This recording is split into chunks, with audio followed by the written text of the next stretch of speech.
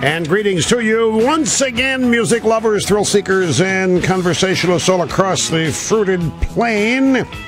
Great to have you here. Rush Limbaugh, the Excellence in Broadcasting Network. Our telephone number, if you want to be on the program, 800-282-2882. The email address, lrushbo@eibnet.com. You know, the Olympic opening ceremonies, the Brits did a big deal honoring the National Health Service.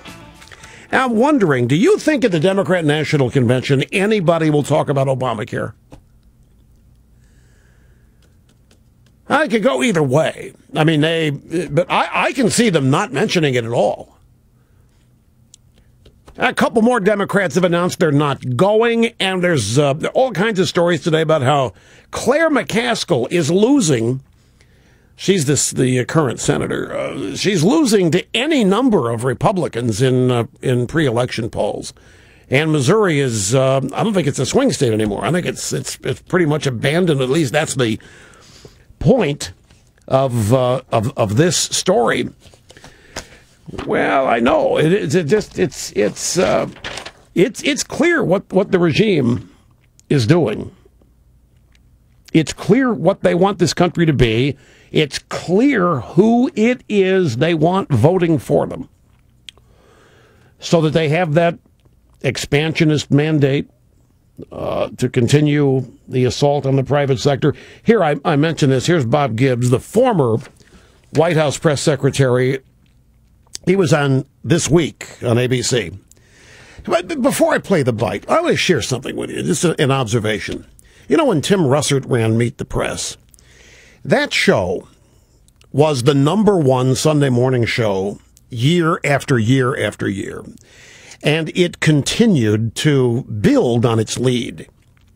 CBS Face the Nation was a distant third place. It was a half-hour show.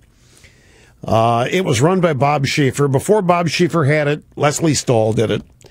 The ABC show with Brinkley, a relatively high #2 when Brinkley ran it, and for a little while after that. But it didn't matter. When Russert was at Meet the Press, it was the top dog, and it wasn't even close for years. Well, sadly, Russert passed away. David Gregory is now running Meet the Press, and they're no longer that big #1. The #1 Sunday morning show is CBS. Face the Nation. And I, as a ranking member of the broadcast community, I study the media business.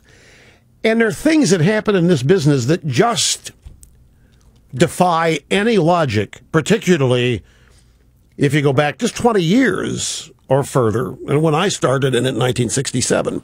For example, CNN. Now, the president of CNN finally threw in the towel. Jim Walton is finally quitting. He says the place needs new thinking. It's past him. But look how long CNN has been comfortable sitting there with no viewers. That some would not be tolerated just 20 years ago. But now it's almost like there's a badge of honor. As long as you stay true to the cause, it doesn't matter. They found a way to monetize it using CNN International, so they were able to show a profit on CNN. And by the way, a bunch of little media buyers sitting in the basements of these advertising agencies are very astute, and they'll send advertising to CNN, whether it makes any sense or not, simply to be loyal. Liberals protecting liberals. And don't doubt me on this, it happens. But still, sitting there with 125,000 viewers max, and then they say, okay, we get it. We're going to be making changes here. And they try to portray themselves as what is it? Passive-aggressive liberals. You got MSNBC over there, which they are full-blown insane liberal and proud of it and act that way. CNN tried to tell everybody that well, yeah, we're liberal, but we don't do liberalism here. We're objective. We're what journalism should always be. We're objective. We don't have any opinions here. And they mean it when they say that. And then They intro a piece on Sarah Palin, and they use as their bumper a song by Pink called Stupid Girls. This is after Jim Walton quit, saying the place needs new thinking. This is the kind of stuff 20 years ago, people that ran these outfits wouldn't put up with it. And you go back to NBC, they have lost the lead in the Sunday morning franchise. Meet the Press. They owned it from a financial standpoint, from a prestige standpoint, and now they've lost it to a guy who was been in third place, and the guy who's in third place didn't do anything to gain any ground. He didn't change what he was doing, Bob Schieffer. They only just recently went to an hour, I think, if it's even official. Bob Schieffer just sat there, continued to be Bob Schieffer and so forth. They didn't do anything spectacular. What happened was NBC backed up to the field. Meet the Press backed up to the field. I don't know. The way success is measured in this business is pretty standard and hasn't changed. And there are two basic ways. You measure it with ratings and revenue. And the two generally are combined. They go hand in hand. Now, in some cases, you're able to get by with less or little revenue. If somewhere else in the division is making up what you're losing, then you can say, okay, we'll stay true to the cause. But that's not happening here. I just said I scratch my head at this, and I think, folks, it's just a sign of how continually broken our political media complex is. It is purely partisan. It's entirely 100% agenda-driven, and as such, the agenda matters more. You got a bunch of liberals in there. Doesn't it make sense the agenda would matter more than profit? That agenda would matter more than the business aspects of it? Now, the New York Times, look at them. The New York Times is losing pages, losing ad revenue, losing money, but the family controls the shares. There's nothing anybody can do about it. They're looking for a new CEO at the New York Times, but it doesn't matter because whoever they hire, the paper's still going to be run by Arthur Schultzberger Jr., a little pinch. So the CEO is a position that they have to satisfy Wall Street investors, but the CEO really doesn't have any power there.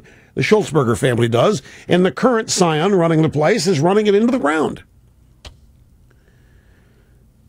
Now, for that to happen, the New York Times has to be driving away its own readers because they only appeal to the hardcore fringe Upper West Side left. And they have to be driving away their own people. It's not as though conservatives all of a sudden woke up and got tired of reading the drivel that's in the New York Times. And yet they're hunkering down and staying true to the cause, to the agenda, which is different than the way it used to be. I think they got all these media people. I think they still have it, even though the monopoly essentially was busted up in the mid-'90s. I still don't think they've adapted. I don't think they've come to grips with the fact that they're no longer a monopoly, and they still want to operate according to these old models. And they end up becoming laughingstock. I'm going to make an enemy here, and I don't really intend to. This is not the point, but I saw, at least according to one of the sound bites here, I didn't actually see it, the substitute host for the Sunday ABC show yesterday was a guy named Matthew Dowd. Matthew Dowd is a former on-camera Republican strategist / consultant for the Bushes and the Republican Party. He's not a media guy. He's not by training a journalist. And there he is, co-host. You know how hard that job used to be to get? They're putting people in these jobs that have never done it before, have no talent, are not really journalists. You got all these people in the smaller markets sweating away, slaving, waiting for their big break, make a market jump here and a market jump there, and finally get noticed and finally get an important network gig. And the networks are giving jobs to people who have never done it before. It would have never happened. It's stunning. Now, I'm interested in this simply because it's the business I'm in, and it flies in the face. Oh, radio's been doing this for years. Oh, the radio. What was the shrink's name in L.A. that they put on? What was her name?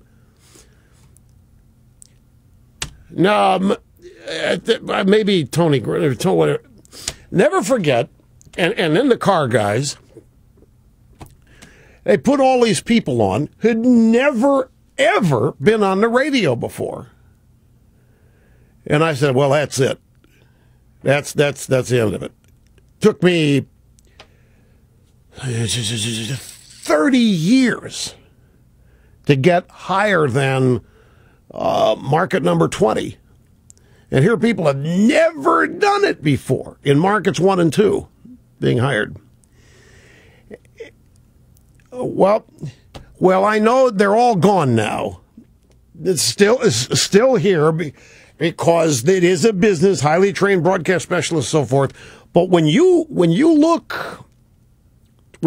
at what's happening, what's now happening in the so-called news business, they're bleeding audience and they're bleeding revenue, and now they're all watching an HBO show, which is a fantasy. The Newsroom, which is the West Wing, was a fantasy presidency. Now they're all watching a fantasy news show about a fantasy network and thinking it's real. And that's who we're doing battle with each and every day. That's just... Here's Gibbs. This long intro to the Gibbs soundbite. He was on This Week yesterday, and here it is, fill-in host Matthew Dowd. But nothing against Matthew Dowd, and I don't want anybody calling him. If you can get the gig, get it. It's not his problem he got hired, not his fault. Looks good, I guess that's what matters. And he might be pretty good, I don't know. I didn't watch it. I'm just chronicling how profoundly different that there's no such thing as a professional anymore. At least not highly trained and seasoned and experienced. I think it matters.